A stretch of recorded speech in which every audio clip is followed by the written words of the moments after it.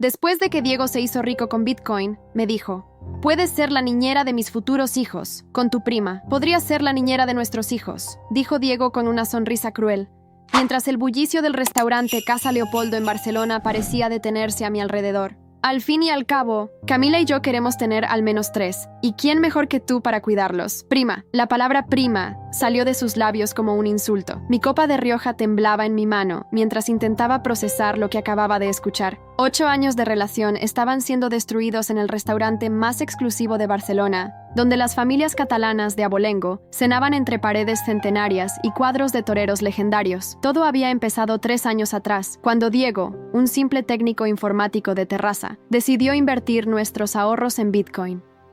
Yo lo apoyé, incluso cuando tuvimos que mudarnos a un pequeño piso en el Raval y comer macarrones durante meses. Lo defendí frente a toda la familia en las comidas dominicales en casa de mi tía Mercedes, donde la paella humeante competía con los comentarios ácidos sobre su locura de las criptomonedas. «Ese novio tuyo está chalado, Paulita», decía mi tía mientras servía crema catalana en la terraza de su casa en San Gervasi. Un buen catalán invierte en ladrillos, no en aire digital. Pero Diego tuvo razón. En menos de un año, pasamos de compartir un piso con estudiantes a comprar un ático en Passeig de Gracia. De comer en bares de tapas, pasamos a restaurantes con estrellas Michelin. De viajar en metro a conducir un BMW. El dinero cambió todo, especialmente a Diego, y entonces apareció Camila, mi prima, la favorita de la familia. Había vuelto de Madrid, donde trabajaba como modelo, alta, elegante, con ese aire sofisticado que dan los años desfilando en la Fashion Week. Desde pequeñas siempre fue la estrella. Mientras yo estudiaba pedagogía en la Universidad de Barcelona, ella aparecía en las revistas del corazón. Las señales estaban ahí, pero me negué a verlas. La forma en que Diego insistía en asistir a cada evento familiar en la masía de mis tíos en el Empordà.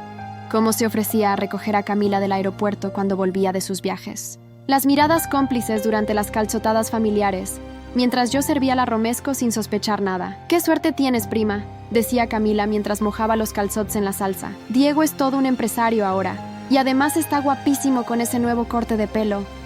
Los cambios en Diego fueron sutiles al principio. Empezó a preocuparse más por su imagen. Trajes de Santa Eulalia, relojes de lujo, sesiones en los mejores peluqueros de l'Eixample. «Es por los negocios», decía cuando yo comentaba algo. Empezó a llegar tarde a casa, siempre con la excusa de reuniones importantes.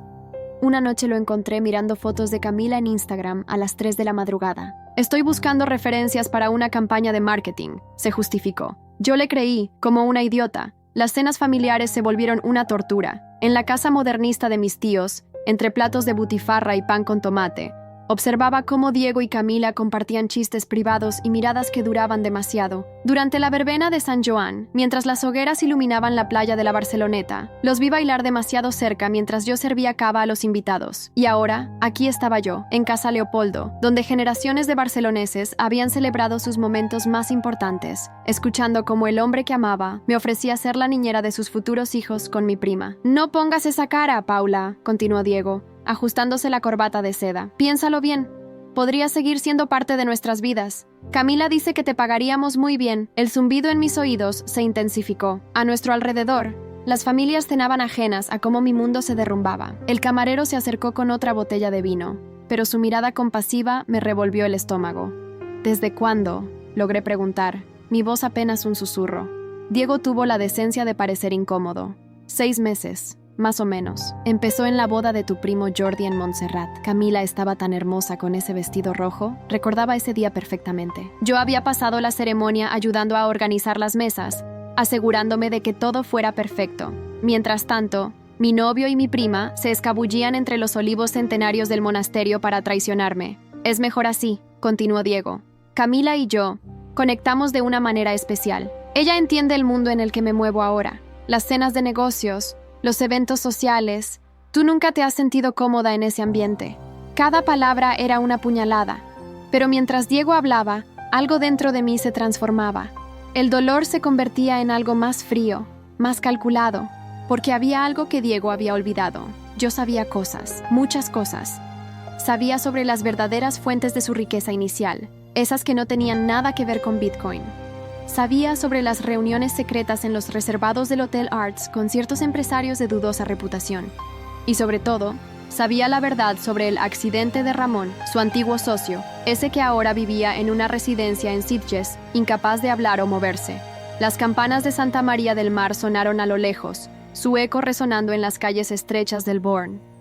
Diego seguía hablando, elaborando planes para un futuro en el que yo sería poco más que una sirvienta glorificada para él y Camila. Pero ya no escuchaba. En mi mente, un plan comenzaba a tomar forma. Recordé las palabras de mi abuela, una vieja matriarca catalana que siempre decía: la venganza es un plato que se sirve frío, como el gazpacho en verano. Mientras miraba a Diego, el hombre que había destruido mi vida con una sonrisa en los labios, decidí que mi venganza sería un banquete completo. El camarero volvió con la cuenta, presentada en una bandeja de plata antiguo. Diego sacó su tarjeta de crédito dorada con un gesto teatral. «Yo invito por los viejos tiempos», dijo con una sonrisa condescendiente. «Gracias», respondí suavemente, mientras guardaba el recibo en mi bolso. Sería una prueba más para lo que vendría después. «Eres muy generoso». Cuando salimos a las calles empedradas de Barcelona, la brisa del Mediterráneo traía el aroma de jazmines y traición. Diego me ofreció llamar a su chofer para llevarme a casa, pero decliné. Necesitaba caminar, pensar, planear. Mientras lo veía alejarse en su Mercedes negro, una sonrisa se dibujó en mi rostro.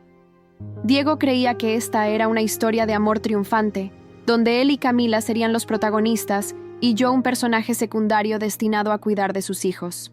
Pero se equivocaba. Esta sería una historia muy diferente.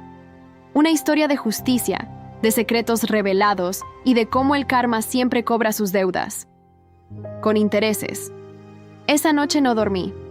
Caminé durante horas por las Ramblas, observando cómo los turistas y locales se mezclaban en una danza nocturna de risas y música lejana. El reloj de la catedral marcaba las 3 de la madrugada cuando finalmente llegué a mi apartamento en Lake Sample, ese que ahora parecía demasiado grande y vacío. Mi teléfono no paraba de vibrar. Mensajes de Camila. «Prima, tenemos que hablar.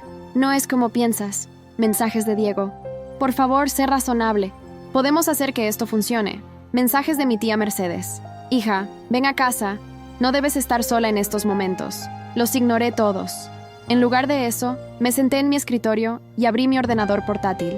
Durante los últimos 8 años, había sido la perfecta novia comprensiva, la que manejaba las cuentas, la que organizaba la vida de Diego mientras él construía su imperio. Ahora, esa dedicación daría sus frutos. Primer archivo: fotos de Diego con Ramón Vidal, su antiguo socio, en el puerto deportivo de Barcelona. Eran del día antes del accidente. En ellas, Diego y Ramón discutían acaloradamente junto al yate de este último. Ramón señalaba unos documentos, su rostro rojo de ira. Al día siguiente, el yate de Ramón explotó misteriosamente. Él sobrevivió, apenas, pero quedó en estado vegetativo. La policía lo catalogó como un accidente, un escape de gas. Pero yo tenía los mensajes que Diego había borrado de su teléfono, respaldados en la nube que él nunca se molestó en configurar correctamente. Mensajes con un número desconocido, discutiendo precios y soluciones permanentes. Segundo archivo: transferencias bancarias. La fortuna de Diego no venía solo del Bitcoin. Había documentos que probaban lavado de dinero a través de su empresa de consultoría.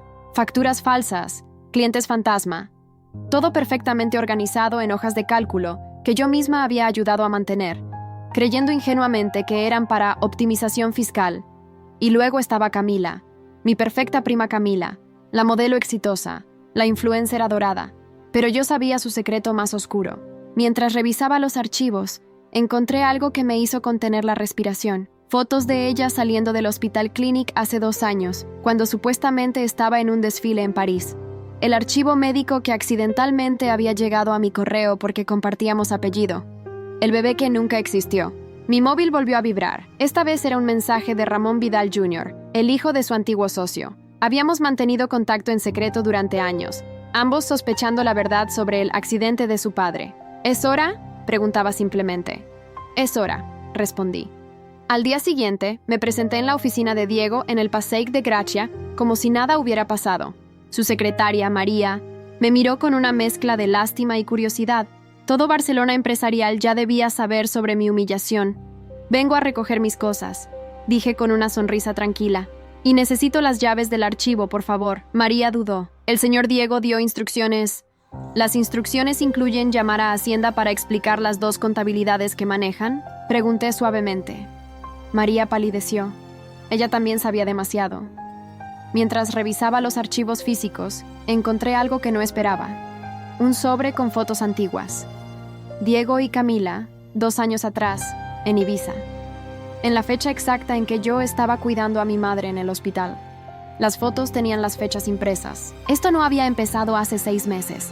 Había sido una mentira desde el principio. Mi móvil sonó. Era mi tía Mercedes. Paulita, ven a comer a casa. Tenemos que hablar de todo esto como familia. Por supuesto, tía, respondí. ¿Estará Camila? Sí, ella y Diego vienen también. Quieren arreglar las cosas civilizadamente. Perfecto. La masía de mis tíos en el Empordà era un edificio del siglo XVIII, rodeado de viñedos y olivos centenarios. El lugar perfecto para una comida familiar o para una emboscada. Llegué temprano, como siempre. Mi tía estaba en la cocina, preparando su famosa zarzuela de mariscos. El olor a azafrán y romero llenaba el aire. «Ay, mi niña», dijo al verme, intentando abrazarme. Me aparté sutilmente. «¿Sabes, tía? Estuve revisando fotos antiguas anoche», comenté mientras pelaba gambas. Encontré algunas muy interesantes de Camila en el Hospital Clinic. ¿Recuerdas cuando tuvo que interrumpir su carrera por unos meses? El cuchillo que mi tía sostenía se detuvo en el aire. «Paula, también encontré los análisis de ADN», continué tranquilamente. «Es curioso cómo los resultados llegaron a mi correo por error. Supongo que cuando das el mismo apellido en el hospital, estas cosas pasan». Mi tía se sentó pesadamente en una silla de la cocina. Su rostro había perdido todo el color. «¿No puedes decir la verdad? ¿Que mi perfecta prima Camila tuvo que deshacerse de un problema porque arruinaría su carrera? ¿O que el padre era el novio de su prima?» En ese momento, escuchamos el ruido de un coche llegando. El BMW de Diego. Mi tía me agarró del brazo. «Por favor, Paula, somos familia». «Exactamente, tía. Somos familia». Diego y Camila entraron en la cocina como si fueran los dueños del lugar. Mi prima llevaba un vestido de diseñador que probablemente costaba más que el sueldo mensual de la mayoría de la gente. Diego había elegido un traje italiano que le hacía parecer un ejecutivo de película. «Paula», comenzó Camila, su voz dulce como el veneno. «Tenemos que hablar». «Sí, tenemos que hablar», la interrumpí. «¿Por qué no empezamos por Ibiza? ¿O prefieres que hablemos del Hospital Clinic?» Vi cómo el color abandonaba su rostro perfecto. Diego dio un paso adelante, su expresión oscureciéndose. «No sé qué crees que sabes». «Lo sé todo, Diego», dije suavemente.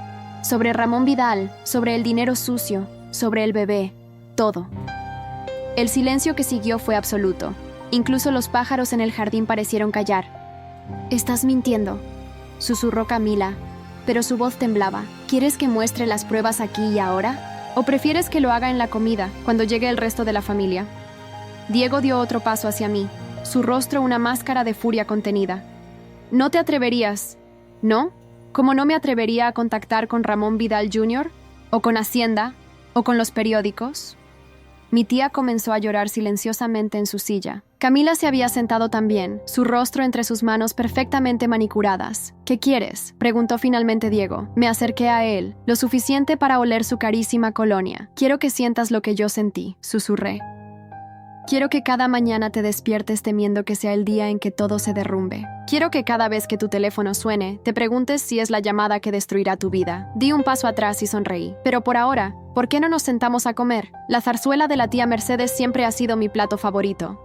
La comida familiar fue un espectáculo digno del mejor teatro catalán. Mientras la tía Mercedes servía su zarzuela con manos temblorosas, observé cómo Diego y Camila apenas tocaban sus platos. El tío Rafael, ajeno a la atención, alababa el sofrito mientras se servía más pan con tomate. «¿No coméis tortolitos?», preguntó inocentemente mi prima Isabel.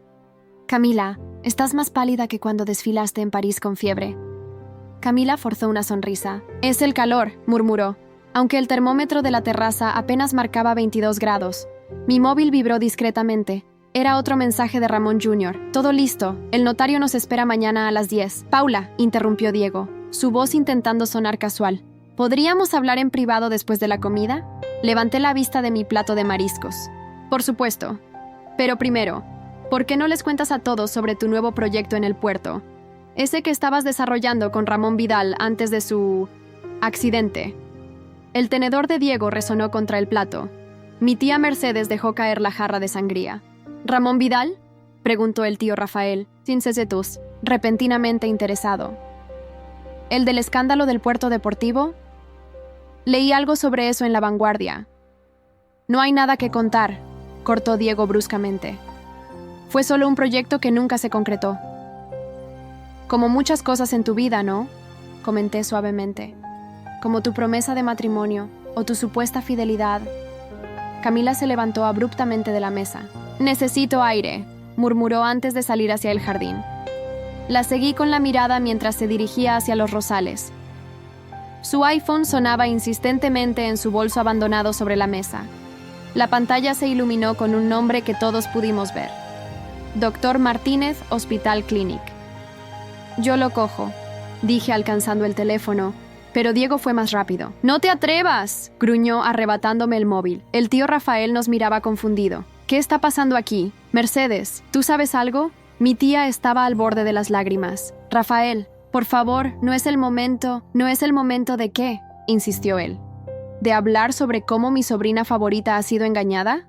¿O hay más cosas que no sé? Me levanté tranquilamente. Tío, hay tantas cosas que no sabes. Por ejemplo, ¿sabías que tu hija Camila estuvo ingresada en el Hospital Clinic hace 2 años? No fue por una sesión de fotos en París. ¡Basta!, gritó Diego, golpeando la mesa. Las copas de cristal tintinearon peligrosamente. ¿Por qué, Diego? ¿Temes que la verdad salga a la luz? ¿Cómo saldrá mañana cuando me reúna con el notario y el hijo de Ramón Vidal? El silencio que siguió fue ensordecedor.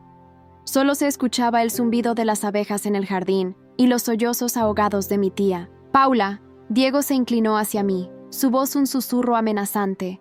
No sabes con quién te estás metiendo. No, Diego, respondí con calma. Eres tú quien no sabe con quién se metió. ¿Creías que era solo la novia tonta que te ayudaba con las cuentas? ¿La prima ingenua que organizaba tus archivos? Tengo copias de todo, absolutamente todo. El tío Rafael se había puesto de pie. Alguien va a explicarme ahora mismo qué está pasando. ¿Dónde está mi hija? Como respondiendo a su pregunta, escuchamos un grito desde el jardín. Camila había colapsado entre los rosales. Mientras todos corrían hacia ella, me quedé en mi sitio, observando. Sabía que no era nada grave. Camila siempre había sido experta en crear distracciones dramáticas cuando se sentía acorralada. Mi móvil volvió a vibrar.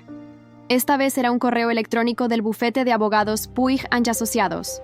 Confirmamos su cita para mañana. Hemos revisado la documentación proporcionada. El caso es sólido. Diego volvió a la mesa mientras los demás ayudaban a Camila. Su rostro era una máscara de furia apenas contenida. ¿Qué quieres?, siseó. ¿Dinero? ¿La mitad de la empresa? ¿El apartamento? Solté una risa suave. Diego, si esto fuera por dinero, habría vendido tus secretos al mejor postor hace meses. No, lo que quiero es justicia. Por mí, por Ramón, por todos los que has destruido en tu camino hacia la cima. Acabarás en la calle, amenazó. Haré que ninguna escuela en Barcelona te contrate. Destruiré tu reputación. ¿Cómo destruiste el yate de Ramón? ¿O cómo destruiste la carrera de Camila con tu pequeño accidente? Su rostro palideció. No puedes probar nada. ¿No? Los registros del Hospital Clinic dicen lo contrario, al igual que las transferencias bancarias a esa cuenta en Andorra. ¿Sabes? Para ser un supuesto genio de las finanzas, eres bastante descuidado con tus rastros digitales. En ese momento, el tío Rafael volvió a la mesa.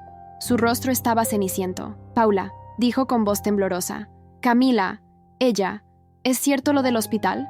Antes de que pudiera responder, Diego intentó levantarse, pero mi tío lo detuvo con una fuerza sorprendente. Tú, gruñó, no vas a ninguna parte hasta que escuche toda la verdad.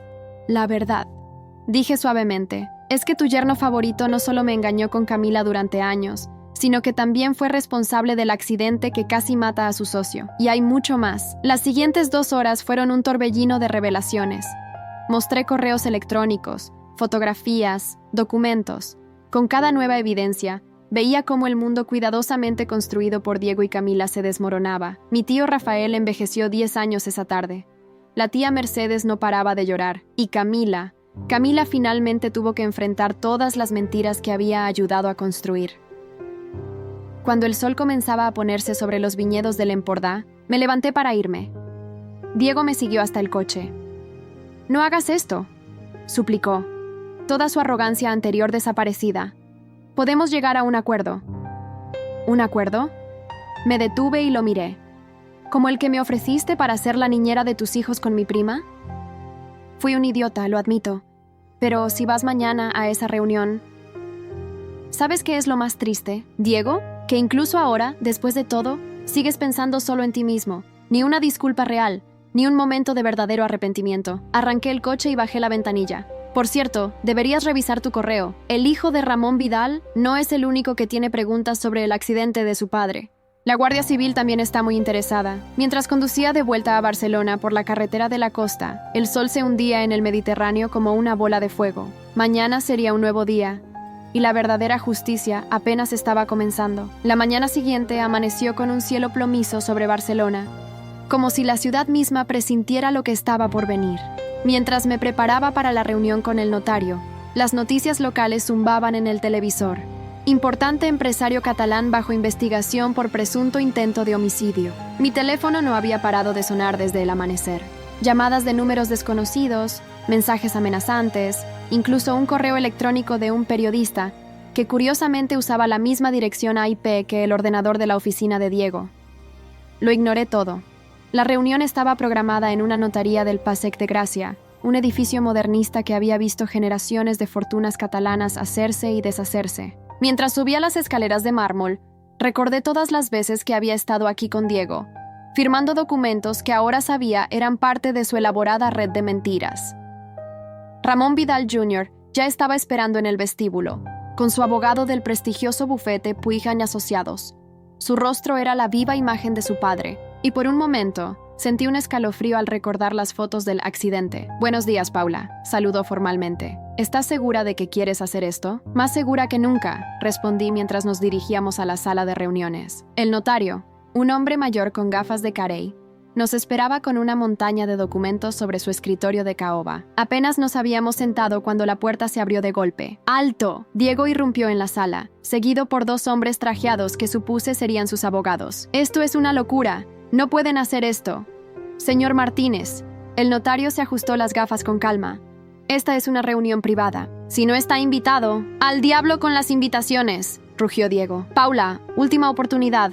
Detén esta locura ahora o te juro que...» ¿Qué, Diego?, interrumpí suavemente. ¿Vas a intentar hacerme tener un accidente como a Ramón padre? Los abogados de Diego intercambiaron miradas inquietas. Uno de ellos le susurró algo al oído, pero él lo apartó con un gesto brusco. «No sabes lo que estás haciendo», siseó. «Hay gente muy poderosa involucrada en esto. Gente que no apreciará que sus nombres salgan a la luz». «¿Te refieres a don Miguel Salvatierra?», pregunté inocentemente. «¿O al concejal Puigdemont? Tengo copias de todas las transferencias, Diego. Cada soborno, cada cuenta offshore, cada donación para conseguir contratos públicos». El color abandonó su rostro. Uno de sus abogados cerró su maletín y se dirigió hacia la puerta murmurando algo sobre conflicto de intereses. En ese momento, mi móvil vibró. Era un mensaje de Camila. «Prima, por favor, estoy en el hospital. Necesito hablar contigo. Es sobre el bebé». Ignoré el mensaje y me concentré en el notario, que había comenzado a leer los documentos. Cada palabra era un clavo más en el ataúd de las mentiras de Diego. Y según estos registros, el señor Diego Martínez realizó una transferencia de 500.000 euros a una cuenta en las Islas Caimán el día anterior al accidente del señor Ramón Vidal. «Es una trampa», interrumpió Diego. «Ella manipuló esos documentos. Paula tenía acceso a todas las cuentas. Es curioso que menciones eso», comenté mientras sacaba una carpeta de mi maletín. «Porque aquí tengo los originales, certificados por el banco. ¿Quieres explicar por qué el beneficiario final de esa cuenta offshore está vinculado a una empresa de explosivos industriales?» La sala quedó en silencio. El segundo abogado de Diego también recogió sus cosas y se marchó apresuradamente. «Señores», el notario se aclaró la garganta. «Tengo aquí una declaración jurada del técnico que inspeccionó el yate del señor Vidal después del accidente. Según su informe, los daños no son consistentes con un escape de gas». Mi móvil volvió a vibrar. Esta vez era un mensaje de mi tía Mercedes. «Paula, Camila está muy mal. Los médicos dicen que podría perder el bebé. Otra vez». Sentí un nudo en el estómago, pero me mantuve firme. No iba a caer en otra de sus manipulaciones. «También tenemos», continuó el notario, «registros de llamadas entre el señor Martínez y cierto número de teléfono en los días previos al accidente. Un número que, curiosamente, pertenece a un conocido sicario local». Diego se derrumbó en su silla. Todo su aire de superioridad, toda su arrogancia, se había evaporado. Paula, susurró, por favor, no sabes lo que Ramón iba a hacer. Iba a destruirlo todo. La empresa, mi reputación. ¿Tu reputación? La voz de Ramón Jr. temblaba de ira. Mi padre está postrado en una cama, incapaz de hablar o moverse. ¿Y te preocupa tu reputación? En ese momento, las puertas se abrieron nuevamente. Esta vez eran 2 agentes de la Guardia Civil. Señor Martínez, uno de ellos dio un paso adelante. Necesitamos que nos acompañe para responder algunas preguntas sobre el incidente del puerto deportivo. Vi cómo esposaban a Diego, cómo lo llevaban mientras él seguía gritando amenazas y súplicas. Pero ya no sentía nada, ni satisfacción, ni venganza, ni siquiera alivio. El notario terminó de procesar los documentos en silencio. Ramón Jr. firmó donde le indicaron, y yo hice lo mismo. Era oficial. Todas las pruebas sobre el intento de asesinato de Ramón Vidal estaban ahora en manos de la justicia. Cuando salí de la notaría, el cielo de Barcelona había oscurecido aún más. Una fina lluvia comenzaba a caer sobre las elegantes fachadas del Passeig de Gracia. Mi móvil sonó una vez más. Era un número desconocido, pero esta vez decidí contestar. Paula, era la voz de Isabel, mi otra prima. Estoy en el Hospital Clínic con Camila. Los médicos dicen que es grave. Está pidiendo verte. ¿Por qué debería ir?, pregunté, mi voz más dura de lo que pretendía. Porque está confesando todo, respondió Isabel. Todo lo del bebé anterior, lo de Diego, los negocios sucios. Está hablando con un fiscal ahora mismo. Dice que no puede vivir más con la culpa. Me detuve en medio de la acera, la lluvia empapando mi traje nuevo. ¿Un fiscal? Sí. ¿Y Paula? Hay más, mucho más. Cosas sobre tus padres, sobre cómo murieron realmente. El mundo pareció detenerse por un momento. El ruido del tráfico, la lluvia, todo se volvió distante. Estaré allí en 20 minutos, dije antes de colgar. Mientras caminaba hacia el hospital, recordé las palabras de mi madre. En esta familia, hija, los secretos son como las cebollas. Cuando piensas que has llegado al final, siempre hay otra capa que pelar. Y ahora, después de todo lo que había descubierto, después de toda la venganza y la justicia, parecía que la verdadera historia apenas estaba comenzando. El Hospital Clínic se alzaba imponente bajo la lluvia barcelonesa, sus paredes grises fusionándose con el cielo plomizo de la tarde. En el vestíbulo, el olor a desinfectante se mezclaba con el aroma a café del pequeño kiosco, donde las enfermeras compraban sus bebidas entre turnos. Mientras subía en el ascensor hacia la 5ª planta, mi mente repasaba los últimos momentos con mis padres. El supuesto accidente en la carretera de la Costa Brava nunca había tenido sentido. Mi padre, Roberto Domenech, era conocido por su prudencia al volante. Aquel día de agosto, el cielo estaba despejado, la carretera seca. No había razón para que el coche se saliera de la vía. Isabel me esperaba en el pasillo de la planta de maternidad, su rostro normalmente bronceado, ahora pálido bajo las luces fluorescentes. Llevaba el mismo vestido de la reunión en la notaría, pero ahora estaba arrugado y manchado de café. Está en la habitación 507, susurró, su voz temblando ligeramente. Los médicos dicen que perdió mucha sangre. Tuvieron que hacer una transfusión de emergencia, pero el bebé está estable por ahora. El pitido rítmico de las máquinas se filtraba por el pasillo. Una enfermera pasó empujando un carrito de medicamentos, sus zapatos chirriando contra el suelo encerado. Antes de que pudiera responder, un hombre de traje gris oscuro salió de la habitación de Camila. Su corbata estaba ligeramente aflojada y llevaba una carpeta de cuero gastado bajo el brazo. «¿Señorita Paula Domenech?», preguntó, mostrando una identificación con el escudo oficial. «Soy el fiscal Ramírez. Su prima ha estado haciendo algunas declaraciones muy interesantes. Sobre mis padres, mi voz sonaba extraña, como si perteneciera a otra persona. Entre otras cosas», asintió, ajustándose las gafas. ¿Sabía usted que su padre estaba investigando ciertas irregularidades en las empresas de los Martínez antes de su muerte? Tenemos documentación que sugiere que había descubierto discrepancias significativas en sus declaraciones fiscales. Mi corazón dio un vuelco. Mi padre había sido auditor fiscal durante 20 años, conocido por su integridad inquebrantable, pero nunca mencionó nada sobre los Martínez. La puerta de la habitación 507 estaba entreabierta. A través de la rendija, podía ver el perfil de Camila, antes perfecto, ahora demacrado y pálido. Tubos y cables serpenteaban desde su cuerpo hasta varias máquinas que emitían pitidos constantes. «Prima», susurró al verme entrar. Su voz, normalmente segura y melodiosa, sonaba ronca y débil. «Has venido. Habla», dije simplemente, manteniéndome cerca de la puerta. El olor a antiséptico era más fuerte aquí. mezclado con el aroma dulzón de las flores que alguien había dejado en la mesita de noche. «Tus padres», comenzó, su voz quebrándose. «No fue un accidente. El tío Roberto, tu padre, había descubierto algo terrible. Los negocios sucios de la familia Martínez no eran solo recientes. Tenía pruebas de décadas de fraude fiscal y lavado de dinero. Don Lucas Martínez, el padre de Diego, no podía permitir que eso saliera a la luz. La habitación comenzó a dar vueltas.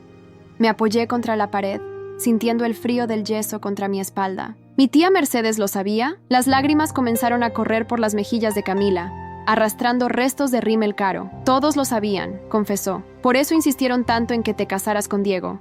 Era su forma de mantenerte controlada, de asegurarse de que nunca investigaras la muerte de tus padres. Te querían cerca, pero vigilada. Las piezas comenzaban a encajar como un macabro rompecabezas. Las miradas de lástima en las reuniones familiares, la insistencia en el matrimonio, el modo en que la familia siempre evitaba hablar del accidente. El primer bebé, continuó Camila, su voz apenas un susurro. No fue decisión mía perderlo. Diego, él dijo que un hijo fuera del matrimonio arruinaría sus planes. Me dio algo, unas pastillas. Dijo que era lo mejor para todos. Su monitor cardíaco comenzó a pitar más rápido, las líneas verdes bailando erráticamente en la pantalla. Y ahora, sollozó, aferrándose a las sábanas hospitalarias. Está haciendo lo mismo otra vez. Esta mañana recibí un mensaje suyo desde la comisaría. Dijo que si hablaba, se aseguraría de que este bebé tampoco naciera. El fiscal Ramírez, que había estado tomando notas discretamente en una esquina de la habitación, se acercó a la cama. El rasgueo de su pluma contra el papel era el único sonido además de los pitidos de las máquinas. Mi móvil vibró en mi bolsillo. Era un mensaje de un número oculto, con un video adjunto. Con manos temblorosas, lo abrí. Las imágenes eran borrosas pero reconocibles. El coche de mis padres en la carretera de la Costa Brava. No era un video de las noticias o de la policía. Era un video tomado por alguien que estaba allí, esperando. La cámara seguía el coche mientras se acercaba a la curva, y luego, tu padre era un hombre obstinado.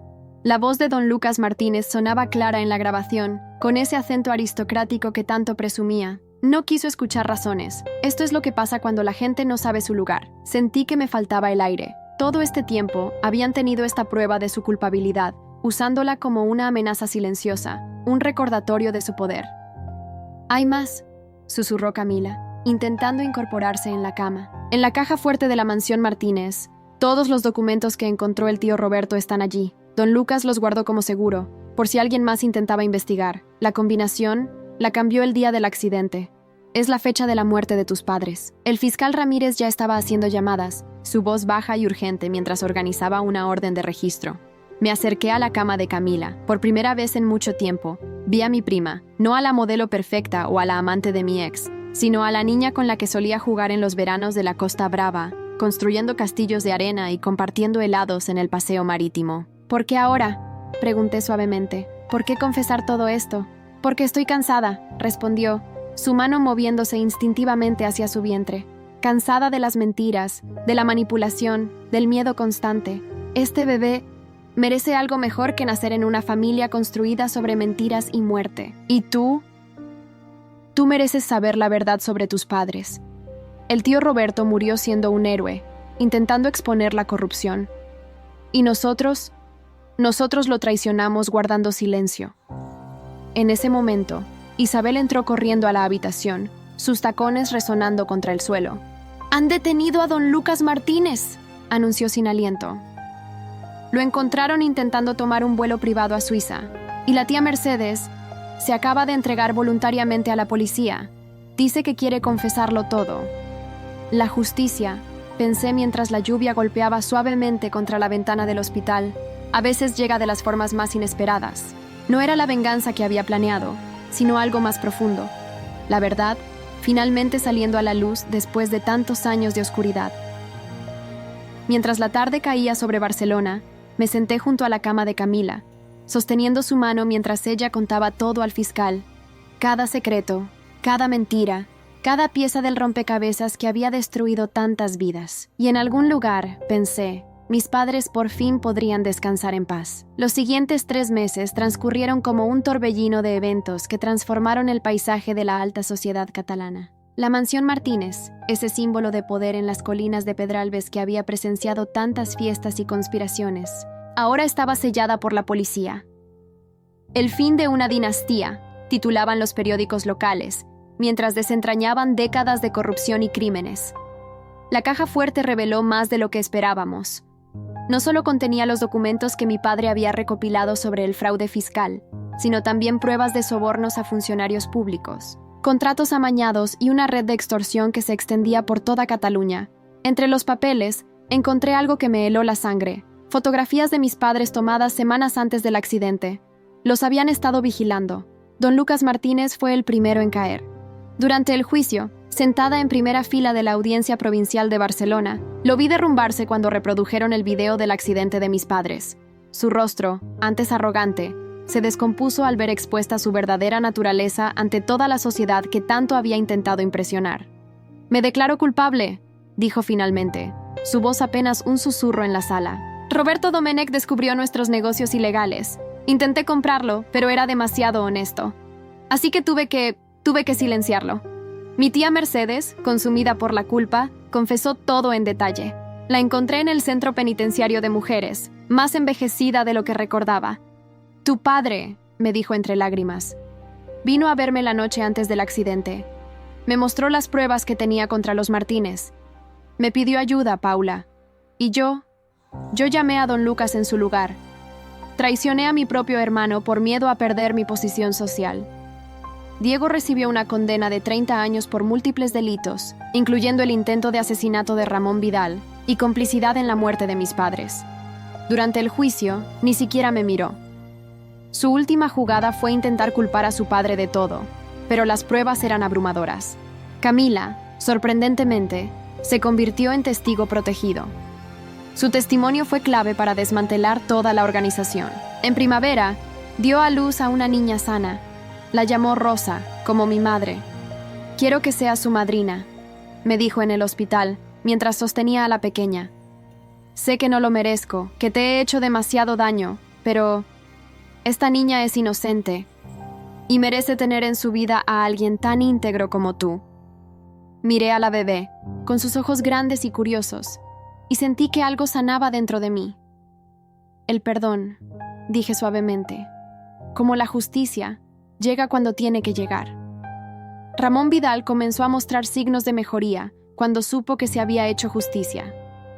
Su hijo utilizó parte de la compensación económica para crear una fundación que ayuda a víctimas de accidentes provocados y lucha contra la corrupción empresarial. Un año después del inicio de todo, volví a la Costa Brava, al lugar exacto donde mis padres tuvieron el accidente. El mar Mediterráneo brillaba bajo el sol de la tarde, las olas rompiendo contra los acantilados en un ritmo eterno. Coloqué flores en el lugar y me senté a contemplar el horizonte. Entre los documentos de mi padre, había encontrado una carta fechada el día antes de su muerte. «Querida Paula, si estás leyendo esto, significa que mis sospechas eran correctas. Los Martínez son más peligrosos de lo que imaginaba. He guardado copias de todas las pruebas en lugares seguros. Perdóname por ponerte en peligro, pero tenía que hacer lo correcto. El dinero sucio destruye todo lo que toca, y no podía permitir que siguieran dañando a más familias. Sé valiente, mi niña. La verdad siempre encuentra su camino. Te quiere, papá». La pequeña Rosa crece sana y fuerte, ajena a la tormenta que precedió su nacimiento. Cuando sea mayor, le contaré sobre su abuelo Roberto, el hombre que dio su vida por la verdad. Le hablaré sobre el poder del perdón y la importancia de la justicia. He creado una fundación en memoria de mis padres, dedicada a apoyar a periodistas de investigación y auditores que luchan contra la corrupción. El primer caso que apoyamos fue el de una joven periodista que investigaba una red de sobornos en el ayuntamiento. Cuando publicó su investigación, pensé en mi padre y sonreí. El Imperio Martínez se derrumbó, pero de sus cenizas surgió algo más valioso: la verdad. Los periódicos eventualmente encontrarán nuevos escándalos, nuevas historias que contar, pero para nosotros, los supervivientes, cada día es una victoria sobre la mentira y la traición. Mientras el sol se ponía sobre el Mediterráneo, recordé las palabras de mi madre: «La verdad es como el sol, hija. Puedes intentar ocultarla por un tiempo, pero siempre encuentra la manera de brillar». Y así fue. La verdad finalmente brilló, iluminando hasta los rincones más oscuros de nuestra historia familiar. No fue el final que esperaba cuando todo comenzó, pero fue el final que necesitábamos. Un final donde la justicia, aunque tardía, finalmente llegó.